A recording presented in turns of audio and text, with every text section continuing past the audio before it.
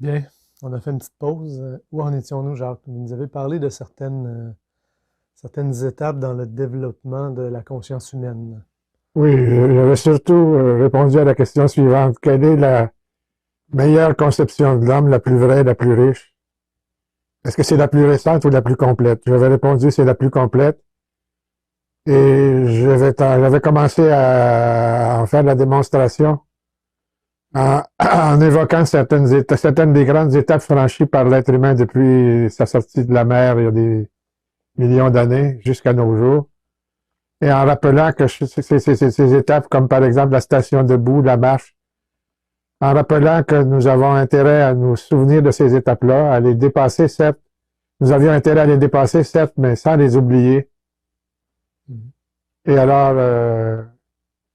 moyennant quoi, si on intègre à sa conception de l'homme, à sa conception de soi-même, ces étapes-là, on peut dire c'est l'homme étagé, par opposition à l'homme étalé.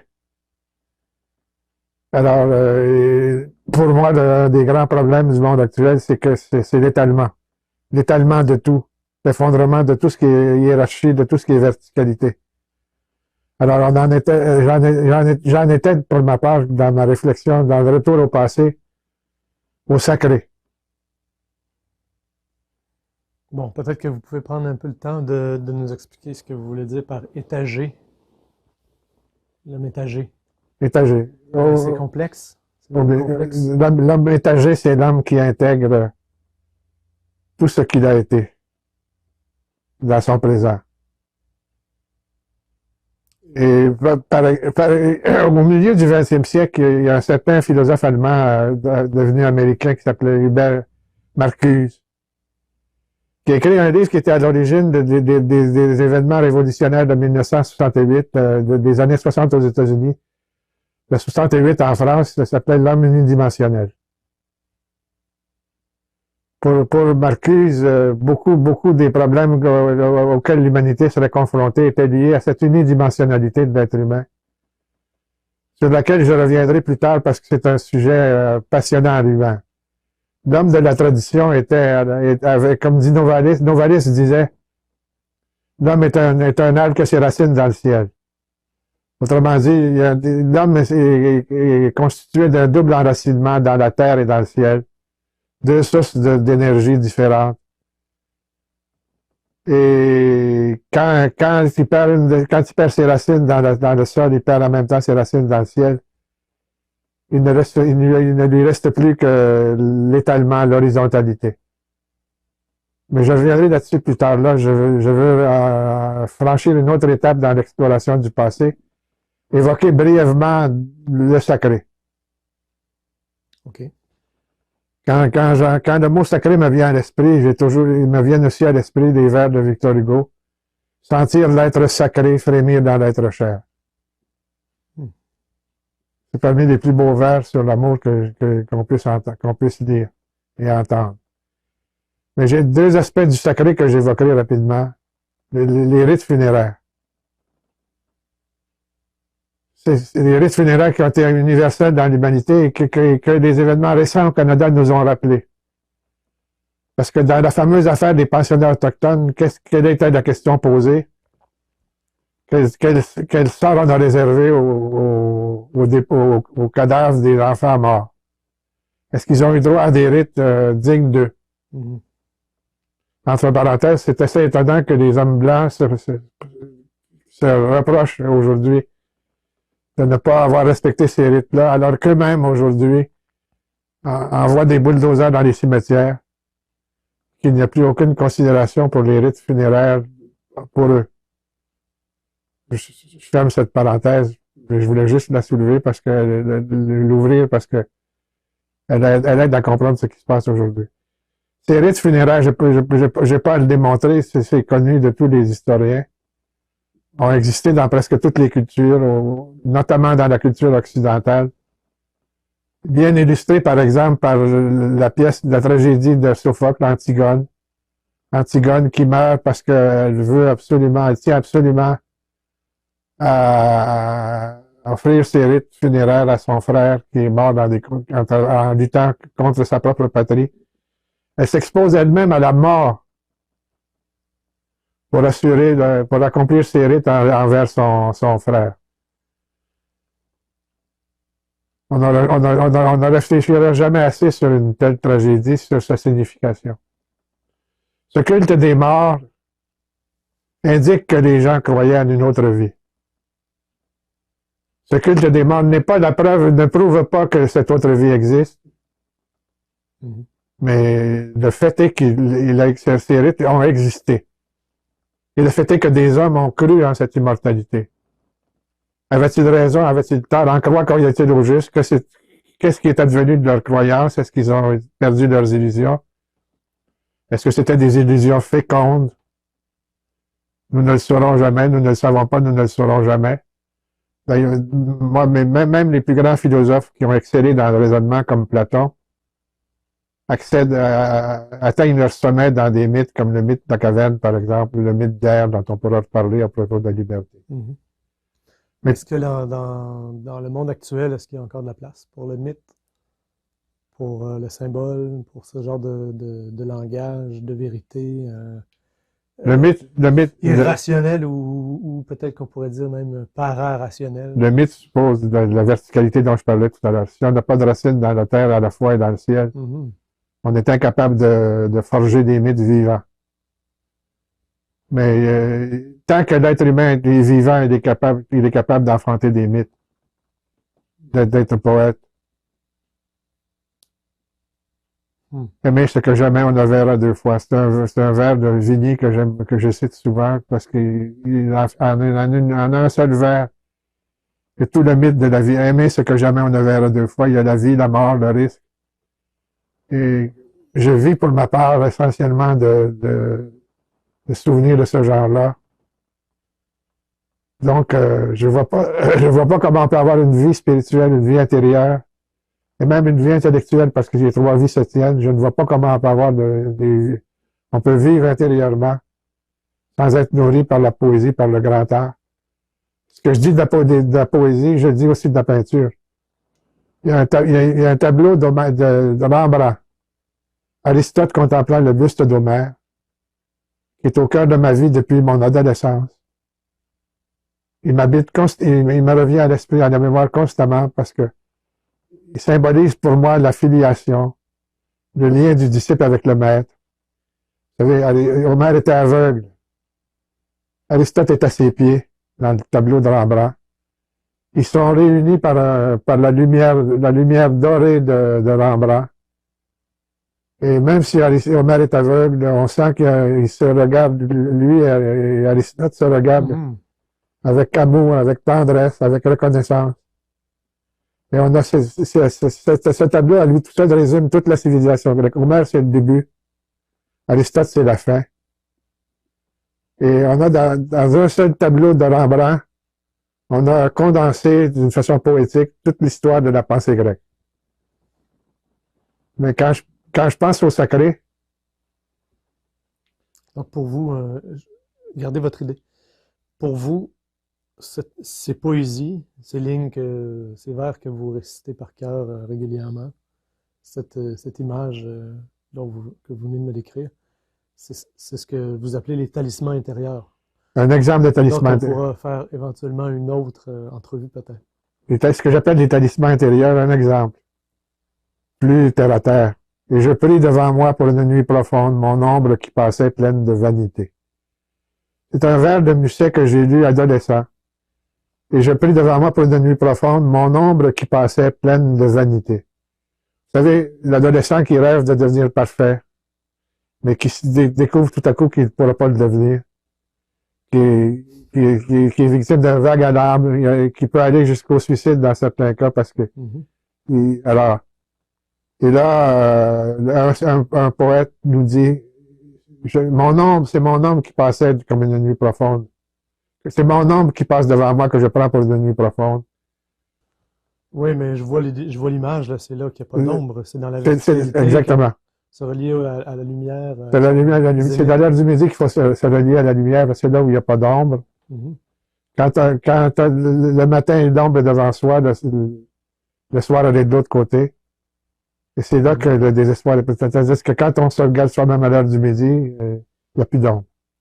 Ouais, ça fait penser aussi l'ombre au sens jungien ou l'ombre de son propre dragon à Oui, affronter, oui, oui. qui est dans un... Bon, oui, ça fait partie de l'aventure humaine, mais dans un monde, je pense que vous allez m'en parler tantôt des médias sociaux, mais je prends un peu d'avance, où j'associe beaucoup médias sociaux et la construction de la...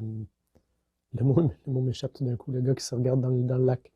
Le narcisse. Bon, le narcissisme total qui s'engraisse avec les médias sociaux fait qu'à un moment donné, justement, de voir sa propre ombre, ses propres ténèbres, ses propres dragons, et c'est la fin du monde tout d'un coup parce qu'on s'imaginait parfait, ou Écoutez, ça c'est. on aurait besoin de se voir au moins aussi parfait que tous les amis qu'on a sur Oui, oui. Facebook. C'est la jeunesse deal avec ça. En deux lignes, hein, le vers de Musset. Pourtant, c'est pas un des plus beaux vers de la langue française. Et je prie devant moi pour une nuit profonde mon ombre qui passait pleine de... C'est un traité de psychologie en deux lignes. Bon, j'ai écrit un article récemment sur le sujet que j'ai intitulé Les reliques et les objets jetables. Pourquoi est-ce qu'on rejette, pourquoi est-ce qu'on jette tant d'objets? Pourquoi est-ce qu'on n'a aucun... La relique est l'objet non jetable par excellence. C'est un objet qui est immortalisé parce que, à cause de sa signification, c'est l'objet durable par excellence. Et j'en suis venu à penser que tant que les êtres humains n'auront pas le génie de redonner aux objets leur sacré, leur dimension sacrée, nous ne pourrons jamais en finir avec le gaspillage et les objets jetables. Et alors là, une solution écologique, une solution spirituelle écologique. Écoutez, j'ai continué à réfléchir sur le sujet Pardon. pour m'arrêter au cycle du carbone. C'est une merveille, le cycle du carbone. La vie des arbres, des plantes qui, pendant des millions d'années, des millions d'années, accumulent l'énergie de carbone sous forme de charbon, de pétrole et de gaz dans le sol. Une énergie solaire qui est emmagasinée pour l'avenir, une conservation. Alors, si on a une conception poétique de l'univers, si on considère que l'univers n'est pas un paquet de matière inanimée sans signification, si on pense qu'il est vivant, qu'il a une âme, qu'il a un sens, alors le cycle du carbone devient une chose en elle-même presque sacrée. Et alors, si on avait une culture, alors le sacré pourrait faire revenir par le biais d'une nouvelle conception de la science où elle nous fournirait des métaphores pour redécouvrir le sacré. Alors, ce qui m'amène à rêver, ça va vous faire sourire, ce qui m'amène à rêver d'objets en plastique qu'on vénérerait parce qu'on sait qu'on les aurait fabriqués à partir du carbone tiré du sol, enfoui pendant des milliers d'années dans le sol par des arbres et des plantes de tout genre. Et on pourrait dire beaucoup de choses là-dessus que le retour du sacré par le biais de la science utilisée comme bassin de métaphore. Ah, ça c'est intéressant. La science avec comme bassin de métaphore. Parce que je pense aux astrophysiciens qui, à un moment donné, deviennent un peu à court de mots pour décrire des réalités aussi splendides et commencent à tomber dans la poésie et le symbole, l'analogie. Et bon, pour moi, c'est un sujet sur lequel on reviendra un jour, j'espère. Pour moi, la photosynthèse est une parfaite image de la grâce, du lien intérieur de l'être humain avec le divin. Mais ça m'amènerait à faire un long développement sur le sujet. Je préfère aborder un autre thème, qui est celui un autre thème relatif à notre passé, qui est celui de la culture orale. Par exemple, La tradition. la tradition orale. Songez que l'Iliade et l'Odyssée, les deux grands poèmes d'Homère, les gens, les Grecs se les sont transmis pendant des générations parce qu'on les savait par cœur. Bon. Alors, encore une fois, aujourd'hui, ce n'est plus nécessaire de les apprendre par cœur parce qu'ils sont dans des livres et dans des mémoires d'ordinateur. Mais on n'a pas perdu quelque chose en cessant de cultiver la mémoire orale, la tradition orale. Je pense qu'on a perdu quelque chose pour la raison suivante, c'est que je reviens à mes Grecs anciens parce que j'ai une familiarité avec eux que je n'ai pas avec les grandes traditions orientales. Mais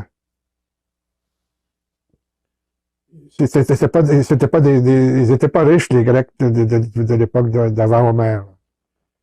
Ils devaient avoir beaucoup de peine à se nourrir tout de jour après jour, et donc l'énergie psychique, l'énergie qu'ils utilisaient pour mémoriser leurs textes, c'était une dépense, c'était un luxe, un grand luxe pour eux. D'où, pour des raisons strictement économiques, au meilleur sens du terme, l'obligation de ne retenir que ce qui avait une valeur de survie. J'appelle valeur de survie en me souvenant. Aussi la survie de l'âme. Valeur de survie, l'expression valeur de survie me vient de Konrad Lorenz, le grand éthologiste. Il disait que dans les éléments culturels ont une valeur de survie dans la mesure où ils nourrissent l'âme humaine, ils enrichissent les cultures et aident les gens à mieux vivre et à survivre. Alors, il y a dans les grandes traditions culturelles, dans des poèmes comme l'Odyssée et l'Iliade d'Homère, il y a une grande valeur de survie. Et alors, ce qui m'amène à penser que la tradition orale, à cause de l'énergie qu'elle exigeait, obligeait les gens à faire de bons choix.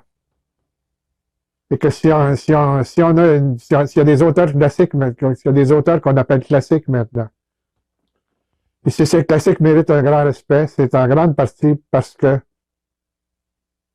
ils ont été bien choisis. Ils ont été bien choisis presque par nécessité. Tandis que quand on peut acquérir toutes sortes de connaissances en se laissant imbiber, comme c'est le cas aujourd'hui, il y a risque qu'on ne retienne pas l'essentiel. Et encore, est-ce qu'on acquiert des connaissances à l'époque de... Aujourd'hui, n'importe quel sujet, on trouve des mines d'informations sur Google et sur YouTube. Est-ce qu'on apprend? Est-ce que parce qu'on a passé des heures et des heures à visionner des vidéos, on a vraiment intégré quelque chose? J'avoue que... Est-ce qu'il vaut mieux avoir un paquet d'idées, être exposé à la multitude des idées ou avoir intériorisé quelques idées propres à la survie de l'âme? Écoutez, il y avait une expression pour désigner la sagesse et la science autrefois, c'était un puits de science. On disait des sages ou des savants, c'était des puits de science. Le mot puits indique la profondeur, la verticalité. Et c'est une belle métaphore parce que le danger aujourd'hui, c'est qu'à force d'horizontalité, d'avoir le choix entre un nombre infini de connaissances, d'images, de valeur égale. De valeur égale. Il n'y a pas de hiérarchie dans Il n'y a pas de hiérarchie. Alors, d'où pour moi la nécessité. Alors, remarquez, soyez bien entendu, je vais être honnête, je suis le premier à aller chercher dans Google les informations dont j'ai besoin. Ouais, moi aussi, de temps en temps. Bon, mais je pense qu'il faut équilibrer ce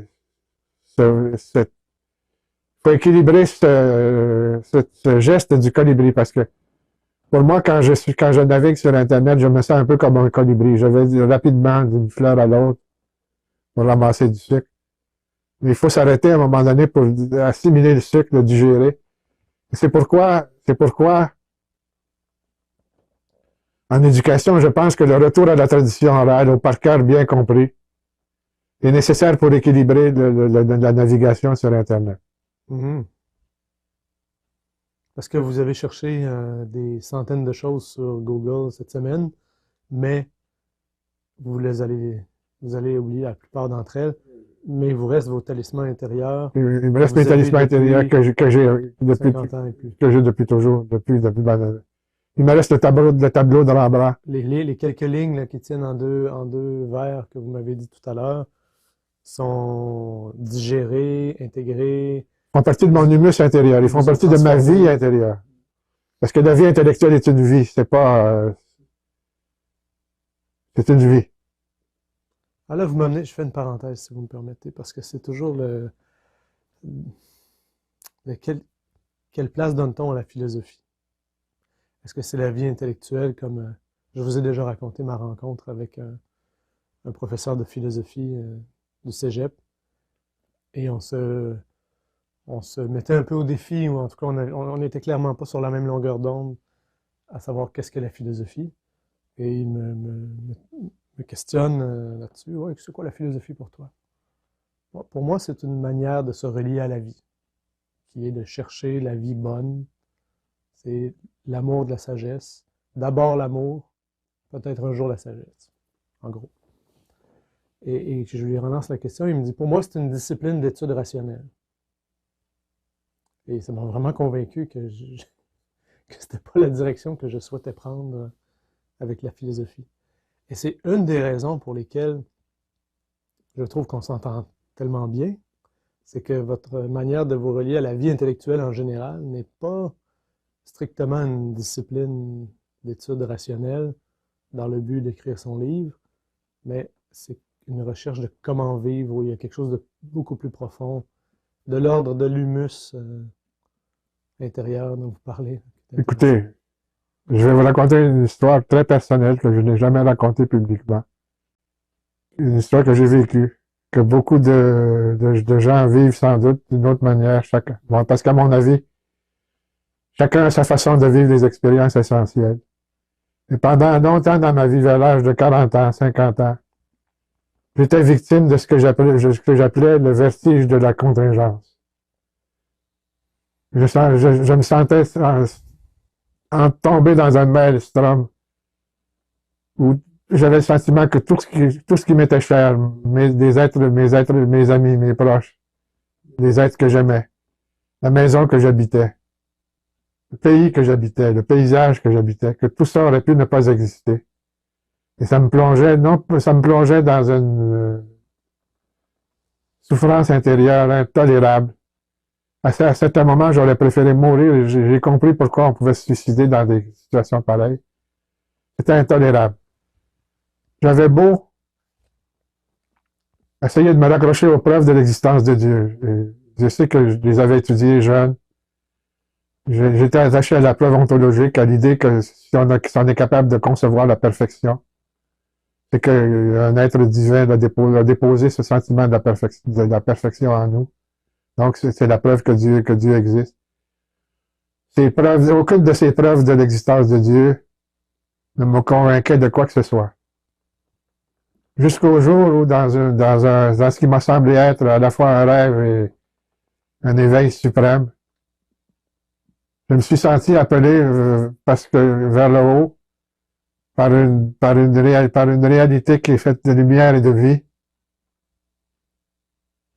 J'ai éprouvé un sentiment de libération indicible, le sentiment que ce que j'ai appelé le vertige ascendant de l'amour. Ça, c'est devenu pour moi la vérité suprême. C'est pas une vérité que je peux, ce n'est pas une vérité que je peux exposer, que je peux démontrer. C'est une vérité vécue, mais qui est trop lumineuse pour que je puisse la mettre dans des mots. Si je peux pas la mettre dans des mots, c'est pas parce qu'elle est confuse, c'est parce qu'elle est trop lumineuse. Alors, ça me rappelle une métaphore, ça me rappelle une image. J'ai visité un jour une église romane dont la clé de voûte était aussi un puits de lumière. Alors, cette clé de voûte qui était aussi un puits de lumière tenait l'édifice et l'éclairait en même temps. Pour moi, l'expérience dont je viens de vous parler, c'est une expérience un peu semblable où j'ai l'impression d'avoir découvert une zone de lumière qui tient le monde et qui me tient et qui m'éclaire en même temps. Et tout est devenu clair par la suite, dans ce sens que penser, c'est réfléchir sur l'amour, réfléchir sur les conditions de l'amour. Agir, c'est créer dans la société, les conditions de l'amour. Tout gravite autour de l'amour et donc, et l'amour, c'est la vie. Ah, ben, ça nous renseigne, ça donne beaucoup de sens à l'ensemble de votre œuvre. Ça explique. Tout vient de là. C'est la clé de voûte. C'est la clé de voûte. Le vertige ascendant de l'amour. Le vertige ascendant de l'amour. Le contraire de la chute dans le maelstrom. Mais ça, ce vertige ascendant, on peut pas se le procurer. Il ne peut qu'être donné. Ce que j'ai essayé de me procurer par moi-même, c'est des preuves de l'existence de Dieu. C'était vain. Et c'est quand j'ai renoncé aux preuves que j'ai éprouvé ce vertige ascendant de l'amour. Il y avait quand même un élan vertical, une recherche Un désir. dans l'action. Un désir. Est-ce que la grâce vient sans l'action?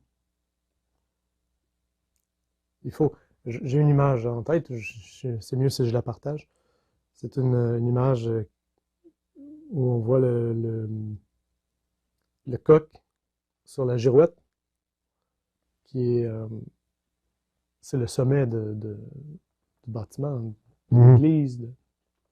C'est le coq qui monte. Le coq est un animal qui ne vole pas, mais il est à son plus haut. Ah, c'est joli. Et c'est seulement là qu'il peut, il est à sa limite. Il ne peut pas s'élever au niveau divin, il ne peut pas voler. Et le ciel ou la foudre ou l'esprit, ce qui vient d'en haut, ne peut pas nécessairement descendre jusqu'au niveau du coq lorsqu'il est par terre. Le coq ne peut pas recevoir la grâce. La grâce, quand il picosse, c'est joli. Il faut qu'il s'élève au-dessus c'est très beau. Au plus haut de sa condition. Donc, il y a quelque chose comme si, pour avoir un peu d'inspiration, encore faut-il s'élever soi-même. On ne s'élève pas soi-même. On peut se mettre dans une situation où on va être élevé, mais on peut pas s'élever soi-même. On peut marcher, on peut s'élever, on peut aller au sommet d'une montagne et de là contempler le ciel dans toute sa pureté. Mais l'élévation intérieure va venir, c'est l'énergie qui vient d'en haut qui nous élève et non pas celle qui vient de nous. C'est pour ça que je fais un lien entre la grâce et la photosynthèse. Grande question. Question pour une autre fois. Est-ce qu'on continue avec Vous étiez lancé sur des étapes, après on était rendu à la tradition orale. Des étapes d'évolution un peu des couches. Alors là, je termine à propos de la tradition orale en disant que il faut revenir au par cœur avec ferveur, en insistant sur le mot cœur, parce que pour équilibrer le superficiel, l'éphémère, parce que dans la culture actuelle, où tout est étalé, tout est aussi éphémère. Il faut réapprendre par cœur tous les plus grands textes et les choisir, ce qui suppose un effort considérable pour faire les bons choix, parce que comme on peut pas tout apprendre par cœur, on peut pas tout s'imprégner de tout, il faut se laisser guider vers les meilleures sources, vers les plus riches.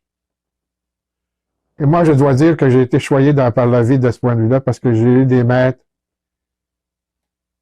Je les présente dans mon livre après La raison et la vie. J'ai eu parmi mes maîtres des hommes comme Gustave Thibon, qui avaient une mémoire illimitée, à la fois vivante et illimitée.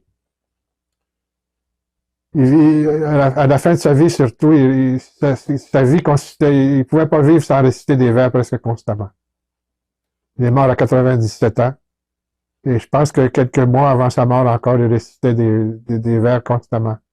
Il semblait avoir une mémoire illimitée. Et ce que j'ai remarqué chez lui, beaucoup des vers que je sais par cœur moi-même me viennent de lui. Parce que tout en ayant une vaste mémoire, il avait une mémoire sélective. Il récitait les plus beaux vers. Et alors, je pourrais vous donner beaucoup d'autres exemples d'amis qui m'ont inspiré. Ben, vous m'ouvrez une porte avec Thibon, je pense. Est-ce qu'on peut aller parler un peu? Parce que votre livre s'intitule La raison et la vie. On s'est demandé qu'est-ce que vivre ou la différence entre vivre et fonctionner. Euh, et Écoutez, vous avez raconté la pièce de Thibon. J'oublie le titre. Vous serez comme des dieux. Vous serez comme des dieux. Et j'aimerais faire une petite place à ça dans cet entretien. Pourriez-vous nous la raconter, mettre en contexte un peu, puis nous raconter l'enjeu? Parce que je pense que ça fait partie des choses qui peuvent devenir comme un talisman intérieur pour les gens, spécialement dans l'époque qu'on vit actuellement, où on dirait que l'obsession de la sécurité absolue et de la vie dans la durée, la vie éternelle dans la durée, comme si personne n'a le droit de mourir, on a quelque chose à apprendre de Thibon. Alors, vous savez, comme des dieux, c'est à l'œuvre de Thibon, c'est une chose assez insolite. C'est que c'était un homme très curieux, qui avait rêvé de devenir médecin, puis il s'est passionné pour la biologie. Il a écrit cette pièce-là en 1905, elle a été publiée en 1958. Il venait de rencontrer un grand biologiste français qui avait prédit l'évolution de la biologie. Et vous savez, comme des dieux, c'est une pièce futuriste, beaucoup plus subtile que Le meilleur des mondes de Huxley, où les savants ont réussi à vaincre la mort et à créer une humanité, belle. C'est un paradis sur Terre, mais qui est aussi beau que possible. Tandis que le paradis sur Terre de Huxley a quelque chose de grinchant, de mécanique, de grossier. Mais le paradis sur Terre dont parle Thibon dans Vous serez comme des dieux, c'est un paradis enviable. Vous vous promenez dans des sentiers ombragés où il y a du parfum dans l'air. On y adhère, le lecteur y adhère. Le lecteur y adhère et bon. Ouais. Alors que Le meilleur des mondes, on n'y adhère pas vraiment. Exactement. Alors là, et la pièce, au centre de la pièce, il y a l'héroïne qui s'appelle Amanda, choisit de devenir mortelle dans cet univers-là. Alors là, elle se souvient qu'elle a une âme, et elle préfère prendre le risque de mourir et d'assurer l'éternité de cette âme, et de renouer avec tous les morts de son passé. Elle fait le même choix qu'Antigone. J'irai donc aimer chez les morts. Puisque pour aimer, pour aimer ce que jamais on ne verra deux fois, l'amour suppose la fragilité. On ne peut pas aimer un être humain si on ne le sent pas mortel. C'est ce qu'elle éprouve en observant tout ce qui se passe autour d'elle. Mais là, quand elle avoue son désir de mourir, on la considère dans ce meilleur des mondes, on la considère presque comme une criminelle. Parce qu'elle enfreint la règle du jeu. Mm-hmm. Elle ramène l'humanité au passé. La mort a été vaincue. Comment peut-on désirer? Comment ose-t-on en 2021? Comment ose-t-on en 2021 désirer mourir? Mm.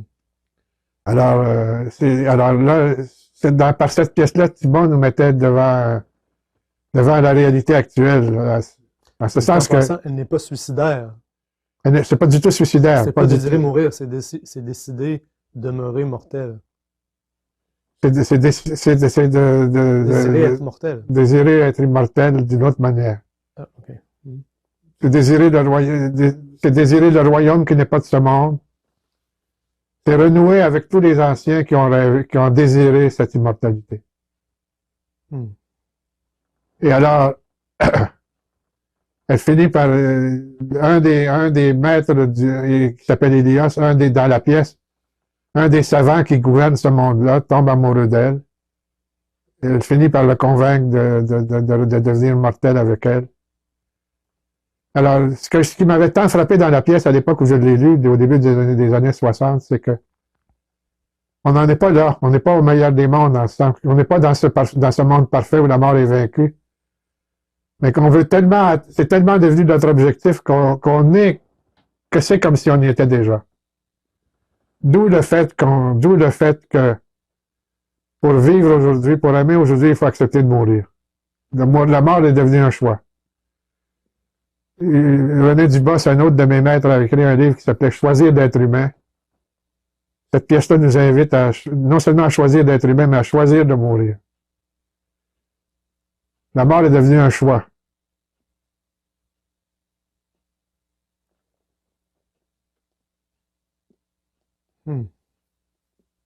C'est le choix, c'est indissociable du choix de l'amour. En tout cas, dans la religion transhumaniste,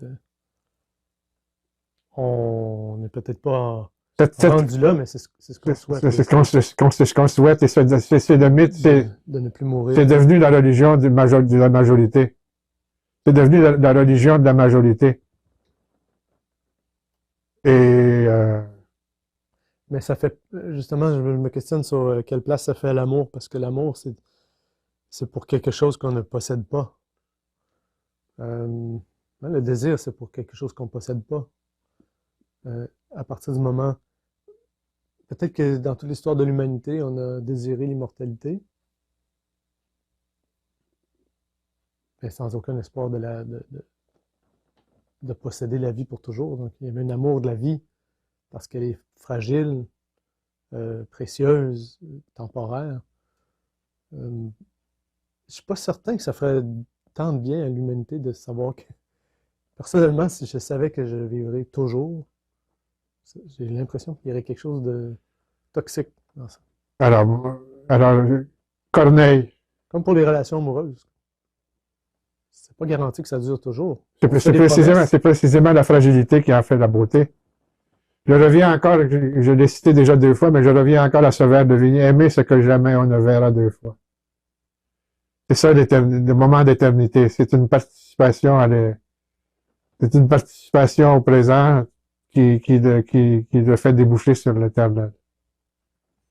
Aimer ce que jamais on ne verra 2 fois.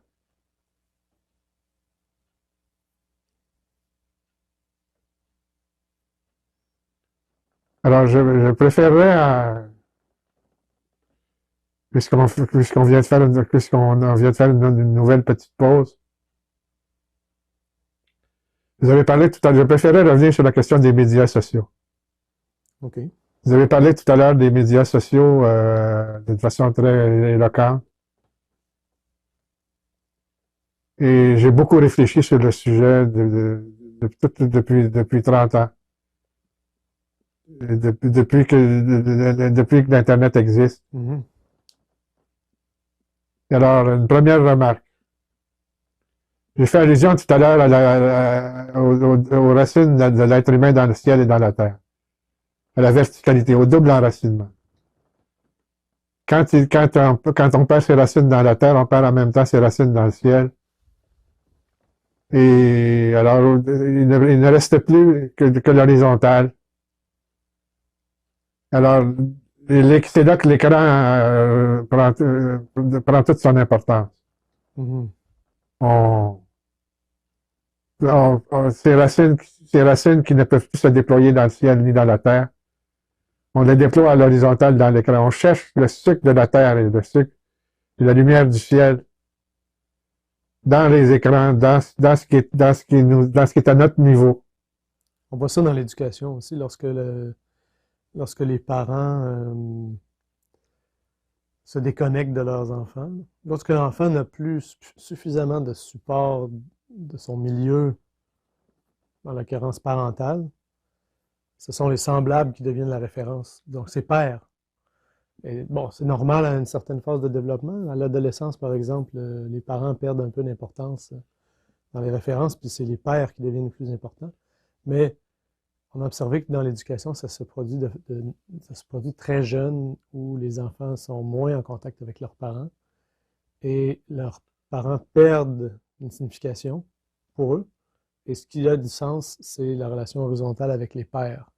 Et je termine la parenthèse en racontant brièvement une entrevue que j'écoutais récemment avec l'auteur du livre, là, malheureusement son nom m'échappe, mais c'est l'auteur du livre The Coddling of the American Mind, qui disait, en gros, les jeunes qui ne sont que dans les médias sociaux comme culture ont perdu toute référence aux autres générations et à tout ce qui est classique, ou les idées, la connaissance même des autres époques.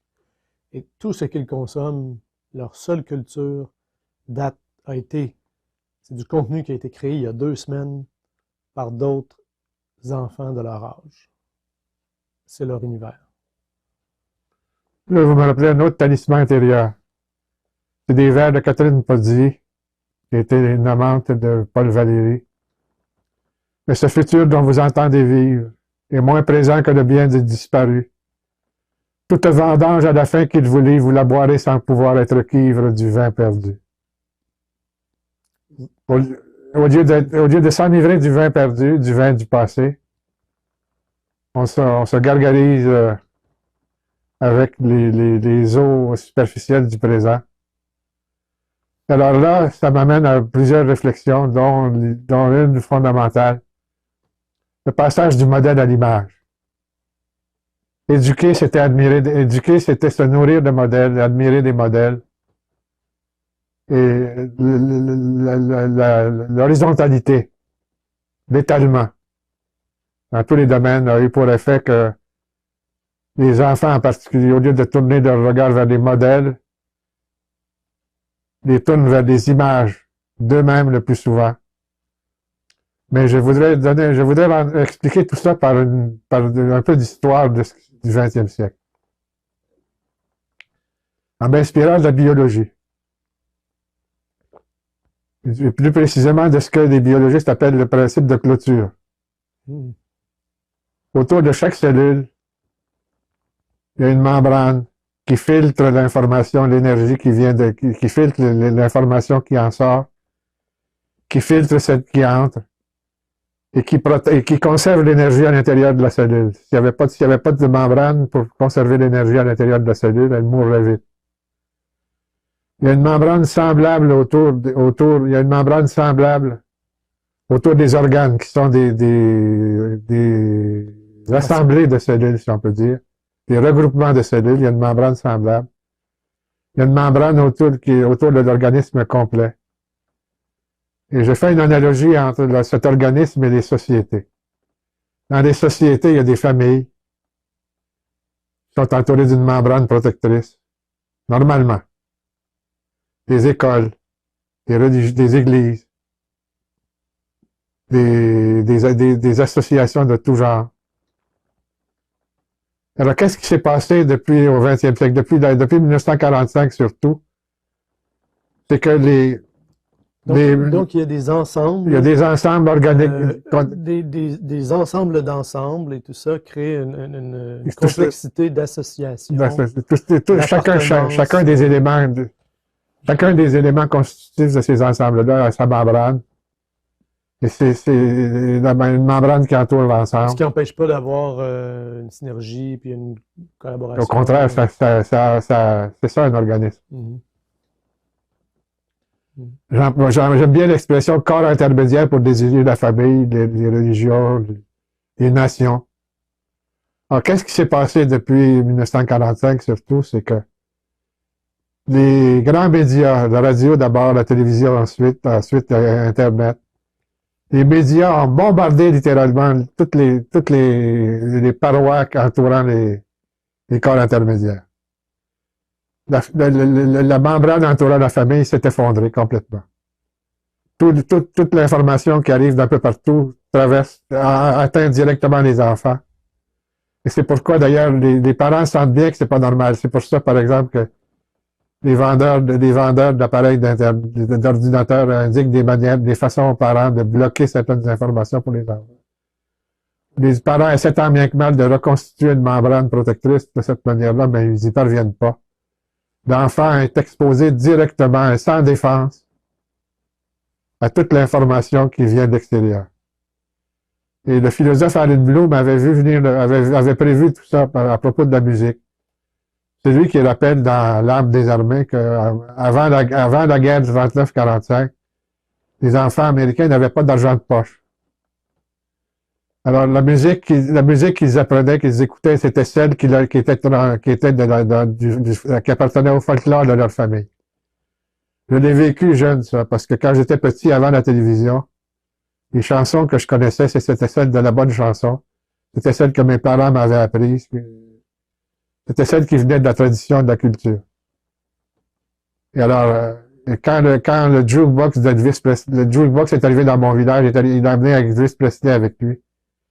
Pas sûr que mes parents auraient choisi de m'exposer à la musique d'Elvis Presley, mais s'ils avaient eu le choix, ils n'avaient pas le choix parce que ça leur était imposé. La musique avait pénétré dans la cellule familiale.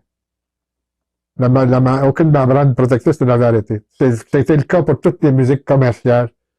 De sorte que les enfants se nourrissaient désormais, non pas nécessairement de la meilleure nourriture, mais de celle qui rapportait le plus d'argent aux vendeurs de musique dans le cas alors. C'est comme ça que... On peut faire le parallèle avec les appareils d'aujourd'hui. Les enfants de très jeune âge ont leur propre téléphone cellulaire branché au moins sur le Wi-Fi. Ils ont accès à du contenu infini. Ils sont là-dessus. Mais parler de quelque chose qui rentre dans la cellule de la famille et qui rend impossible et inintéressante les relations entre les membres de la famille, ces appareils. Mais c'est comme ça dans les écoles, même. C'est comme ça dans les écoles aussi. Dans l'école que j'ai fréquenté, dans le pensionnat que j'ai fréquenté dans ma jeunesse, on n'avait pas le droit d'écouter la télévision. La radio, une fois de temps à autre, c'était permis. Mais on était obligé d'aller à un concert le samedi des jeunesses musicales pour entendre la musique classique. On était obligés. On nous interdisait la radio et on nous obligeait d'aller entendre la musique classique. Bon, alors, j'ai appartenu à la direction d'un cégep à Onsic. C'était au début des années 70, déjà le mal était fait. J'ai voulu réintroduire les jeunesses musicales, j'ai pas réussi. Tant les choix, l'habitude de choisir était répandue. Donc, mais ce choix correspond à ce que Descartes appelait le plus bas niveau de liberté, qui est la liberté d'indifférence. On choisit, pensez-y bien, on choisit parce qu'on croit, on n'a pas de raison on n'est pas emporté par la beauté, par exemple. Est-ce que quand on tombe en amour, quand on tombe amoureux d'une jolie femme, est-ce qu'on choisit? On est emporté. On est emporté. On va peut-être découvrir après qu'on s'est trompé, mais au moment où on va vers elle, on est emporté. On ne choisit pas. Alors, Descartes fait une distinction entre la liberté de perfection et la liberté d'indifférence. La liberté de perfection, c'est quand on est emporté par la beauté, par l'évidence. Plus on se rapproche de la beauté et de la connaissance, moins on choisit parce que tout devient clair. Dans la mesure où tout est confus, tout est vague, qu'on attache d'importance au choix et qu'on choisit. Plus tout devient clair, moins on est en train de choisir, plus on se définit. Et peut-être que plus on se découvre soi-même, finalement. Ça, c'est le fond de la question. Il y a la même distinction sur les deux libertés chez Platon. Dans le mythe de la caverne, le choix, c'est pas entre des objets. C'est entre la lumière c'est entre la lumière du soleil à l'extérieur de la caverne et les images à l'intérieur de la caverne. Et Ne serait-ce que pour cette raison-là, je ferais du mythe de la caverne un objet d'enseignement. Je mettrais au programme de à tous les niveaux des écoles. Ben, il était à l'époque où j'étais au cégep. Mais je ne sais pas ce qu'il y en a aujourd'hui. Alors là, la liberté ne consiste pas à choisir entre des objets. C'est pas la liberté. Elle consiste à choisir entre la lumière du soleil et les images qu'il y a au fond de la caverne. Et le choix est Il y a douloureux. une illusion de choix, l'illusion de connaissance, d'expertise. Exactement. Et le choix est douloureux parce que l'homme qui est attaché au fond de la caverne est enchaîné. Et pour se tourner vers la lumière, il faut qu'il se déchaîne, ce qui provoque des blessures, ce qui est douloureux. Je pense qu'il y a là une leçon qui est vraiment inoubliable, tout à fait fondamentale. Il y a un autre mythe dans Platon qui est le mythe d'Air. Ça se passe aux enfers, dans la perspective de la métempsychose, de la réincarnation. Alors, il y a des âmes réunies comme un encan. On leur offre des destins. Chef d'État, riche, matelot, médecin. Alors, les âmes se précipitent pour choisir au sens moderne du terme, là, comme si elles étaient devant un écran. Et bien sûr, le premier choix va, la première âme invitée à choisit le destin d'un tyran, d'un roi, mais sans se rendre compte de tout ce que ça implique. Alors, à la fin de l'histoire, on se rend compte que la plupart ont fait des mauvais choix. En fait, ils avaient cru choisir le meilleur, mais ils ne savaient pas ce qu'ils choisissaient. Et je trouve une façon d'éduquer les enfants à la liberté, c'est de mettre en parallèle ces deux mythes de Platon, le mythe de la caverne d'abord, et le mythe d'Air, et de bien leur expliquer que la liberté la plus fondamentale, c'est celle de la caverne, qui consiste à choisir ou à refuser la lumière, et non pas à choisir tel ou tel objet en étant hors de la lumière, sans savoir vraiment ce qu'on choisit. Vous avez dit refuser la lumière? Alors, c'est la grande question pour moi, la question tout à fait fondamentale. Est-ce qu'on peut ou non refuser la lumière quand on l'a entrevue?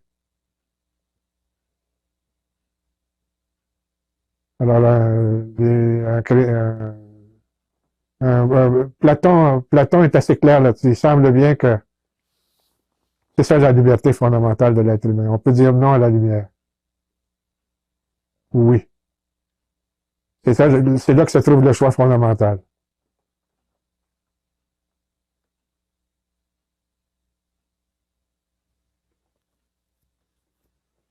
L'autre choix, c'est de se replier sur soi-même, même si on a vu une lumière toute relative,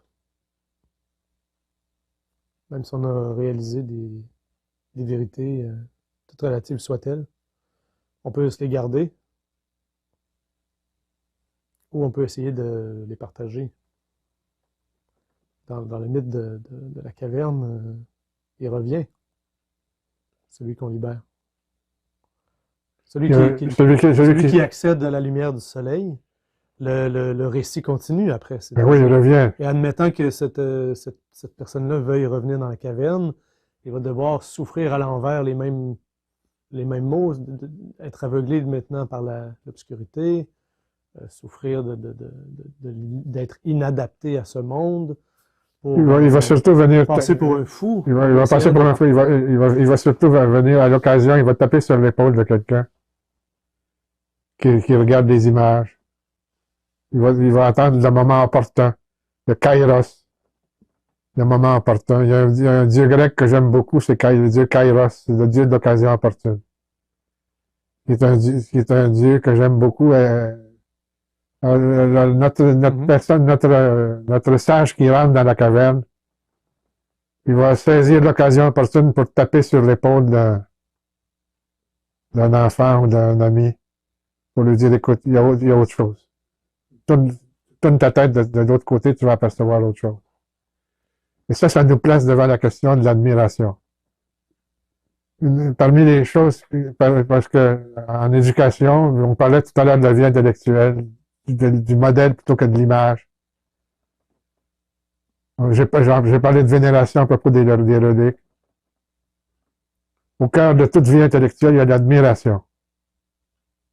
Parmi les choses qui m'ont beaucoup fait réfléchir dans mes études sur l'éducation récemment, il y a une quinzaine d'années, je participais à un ouvrage collectif sur l'éducation, sur la conception organique de l'éducation. Et j'ai fait une recherche sur le site du ministère de l'Éducation. Je n'ai trouvé aucune occurrence du mot admiration.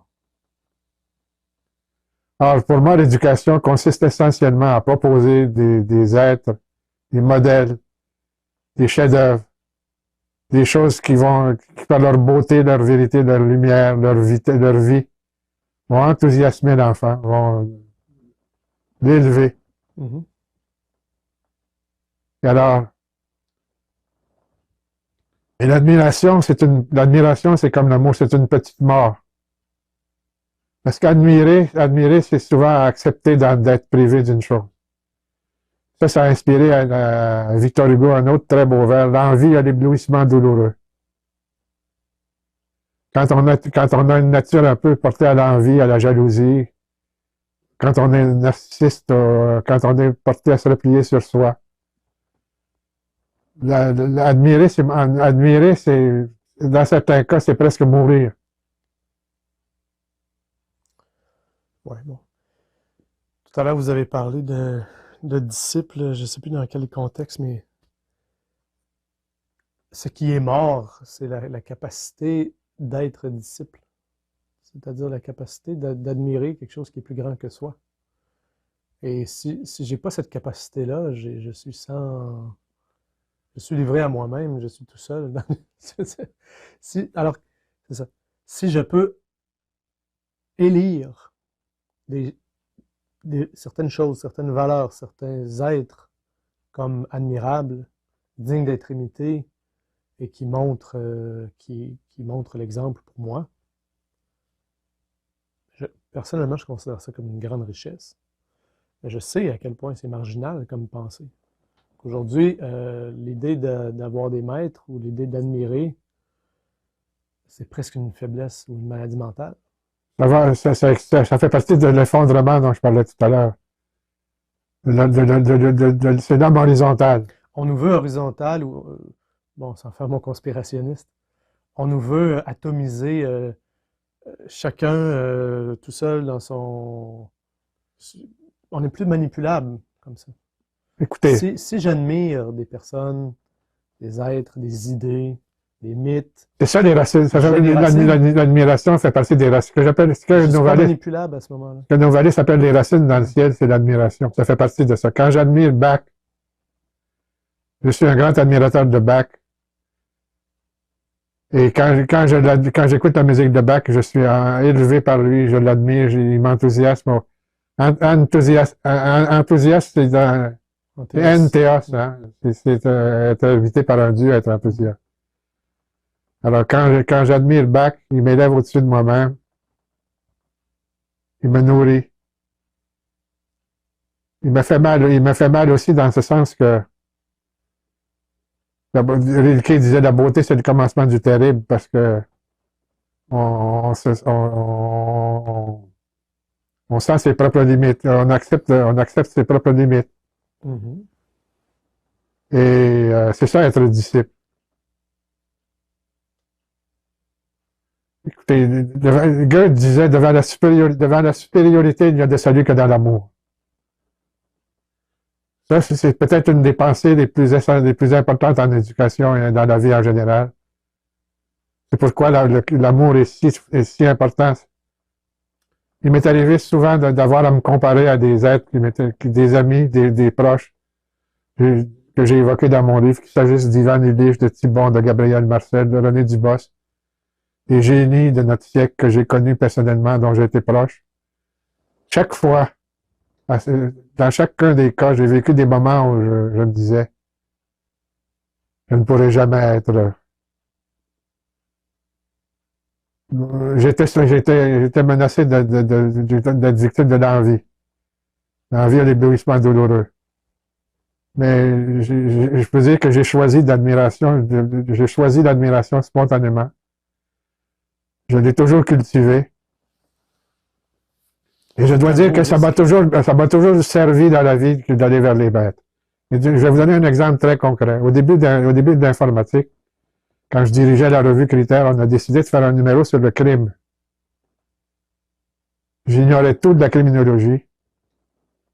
Mais on avait un ordinateur au cégep d'Antique, vous savez, qui imprimait sur des feuilles de papier avec trouées, là. Alors, j'ai demandé au chef du service d'informatique de me faire une recherche sur le crime. Déjà en 70, Internet n'était pas encore là, mais il y avait déjà beaucoup de banques de données. Il m'a remis un pied de papier troué avec 5000 références bibliographiques. Là, j'ai compris que je pourrais jamais arriver à concevoir un beau numéro sur le crime à partir de ça. Il m'aurait fallu des années de lecture avec toute une équipe de spécialistes qui auraient lu avec moi pour aboutir à une synthèse improbable. Alors, au même moment, un autre ami me dit, écoutez, je connais un psychiatre à l'Université de Montréal qui est aussi un ethnopsychiatre, un criminologue, un savant comme il en existait en Allemagne au 19e siècle, qui est polyglotte. Il s'appelait Henri F. Berger. Il avait travaillé avec Carl Jung, avec Menninger aux États-Unis. Alors, j'ai eu l'audace de l'appeler tout de suite, j'ai téléphoné. Je lui ai expliqué mon projet de numéro sur le crime. C'était important parce que ce numéro-là était destiné à former des policiers dans les cégeps. Donc, c'est un document qui était important. Il m'a reçu le lendemain. Il m'a consacré 1h30. Je suis sorti de ma rencontre avec lui avec le plan détaillé d'un très beau numéro qui a fait la réputation de la revue. La revue Critères est devenue une revue internationale universelle. Après 7h30 passées avec Adam Berger, que j'ai à ce point admiré qu'il est devenu un ami. Je pourrais vous raconter beaucoup d'histoires sur la suite des fruits de mon amitié avec lui. Mais j'aime bien raconter cette expérience pour montrer à quel point les maîtres sont précieux et irremplaçables. Il n'y a jamais un ordinateur qui va proposer une synthèse comme celle qu'il m'a proposée. Alors, vous vous rendez compte de ce qu'il m'a économisé comme énergie? Ben oui. Donc, les maîtres sont des sources d'économie. Ben oui, l'intelligence. C'est l'intelligence de ne pas refaire la roue à chaque fois. Exactement. C'est pas technique, là, je ne dis pas au sens de tout ramener à la technique. Mais vous avez évoqué un piège, le piège de l'envie. Si on se met au contact des grands esprits, on risque de se sentir c'est pour ça que humilié au sens humble, disons, et de ressentir l'envie. Mais quel est le plus grand piège? Être envieux des grands esprits ou être dans le nanisme écoutez, des médias sociaux dans lesquels on est en train d'envier la vie de l'autre. Non, mais là vous posez une envie horizontale ou une envie verticale? Quand je dis l'envie à l'éblouissement douloureux, c'est quand on est quand on est de nature, envieux de nature, ce qui est le cas de beaucoup de gens, l'envie. L'envie est si je ne m'abuse, un des péchés capitaux. Ouais, mais faut alors, ben oui, un des buts de l'éducation, c'est d'aider les enfants à surmonter l'envie, à transformer l'envie en admiration. À découvrir bon. Oui, parce que l'admiration va être très féconde, mais l'envie peut devenir quelque chose l'envie crée le ressentiment. Qu'est-ce que c'est que le ressentiment? C'est de l'envie généralisée. Mais alors là, c'est un sujet on vient d'ouvrir on vient de s'engager sur un sujet sans fond, le ressentiment, qui est la conséquence de l'égalitarisme auquel vous faisiez allusion. l'homme du ressentiment pour se parvenir à s'estimer lui-même en dépit du fait qu'il soit inférieur. Il dénigre l'idée même de supériorité. Oui, j'allais dire c'est la conséquence ou la cause. Le ressentiment est la conséquence ou la cause de l'égalitarisme. Et les deux. Hmm. Et là, ça nous ramène à une autre question vertigineuse. La vie n'est pas égalitaire. Il y a des génies, il y a des génies, il existe des génies, il existe des idiots. Le mot est dur, mais c'est comme ça. Ça veut pas dire qu'ils n'ont pas d'âme, entre parenthèses. Ça veut pas dire qu'ils sont pas animés, qu'ils n'ont pas un principe divin d'une autre nature en eux. Mais il y a tous les degrés d'intelligence, il y a tous les degrés de beauté. La vie est un écartèlement, Il y a une hiérarchie. une hiérarchie. Et Ça, alors là, parmi les choses qui me terrifient dans le monde actuel, c'est que quand on se détourne de la force des êtres humains préféreraient, c'est ça qui est ma terreur. Beaucoup d'êtres humains préféreraient être égaux en tant que robots qu'inégaux en tant que vivants. Mhm. C'est pour ça que la question de la machination m'inquiète tant. C'est que le besoin d'égalité, à défaut d'un amour qui permet d'accepter, qui permet d'accepter ce qui nous est supérieur, à défaut d'admiration, on n'est pas capable de supporter les inégalités de la vie. Alors là, la tentation est forte de préférer l'égalité entre machines, l'égalité entre les machines, à l'inégalité du vivant. Dans une nourriture qui améliorerait de l'intérieur le tissu de la société, on cherche on envoie la société au garage, si on peut dire. Et là, on demande à un expert de faire un diagnostic et de chiffrer le coût de la réparation. De toute façon, la société est assurée comme les corps sont assurés. Et si on demande toujours aux experts, on se retrouve avec des gouvernements mondiaux de technocrates qui sont les experts qui décident pour tout le monde et qui conseillent les dirigeants des pays. Ben, c'est un autre sujet tentaculaire. C'est ce que j'ai dit précédemment à propos de la nourriture, là. Comment tout à coup, au 20e siècle, on a remplacé pour ce qui est de la nutrition, on a remplacé des cultures par des, par des connaissances techniques de haut niveau. Mais je termine, si vous voulez, je vais terminer par une petite métaphore qui va résumer tous nos deux entretiens. Le brin d'herbe et le grain de sable.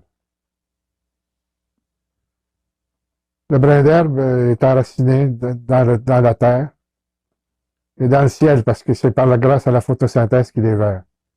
De ce point de vue-là, il est une belle image de l'être humain. Mais il est immobile aussi. Il n'y a pas beaucoup de choix. Et le grain de sable à côté peut aller dans tous les sens. À gauche, à droite, en haut, en bas, il a l'air libre. Mhm. Il va où souffle le vent. Il va au souffle levant. Mhm. Ça me rappelle un mot de notre ami Thibon quand on lui disait, on faisait l'éloge devant lui des modes. Il disait être dans le vent, philosophie de feuille morte. Alors, le grain de sable est dans le vent. Mais si le vent souffle très fort dans une direction, il va devenir une masse. On va découvrir que sa liberté n'était qu'apparente et que sa liberté, ses choix, ses réorientations constantes, c'était une liberté apparente qui se manifeste dans toute son apparence quand le vent devient fort et pousse dans une même direction. Ça fait une masse, ça crée un désert. Tandis que le brin d'herbe, il résiste même aux pieds qui l'écrasent. Il bouge pas. Mais il a une identité, il est plus libre que le grain de sable qui bouge. Il offre une résistance au pied qui l'écrase et surgit. Et d'une certaine manière, il est immortel par rapport au grain de sable. Et il va former une communauté, une prairie avec d'autres brins d'herbe, mais il ne fera jamais une masse inerte.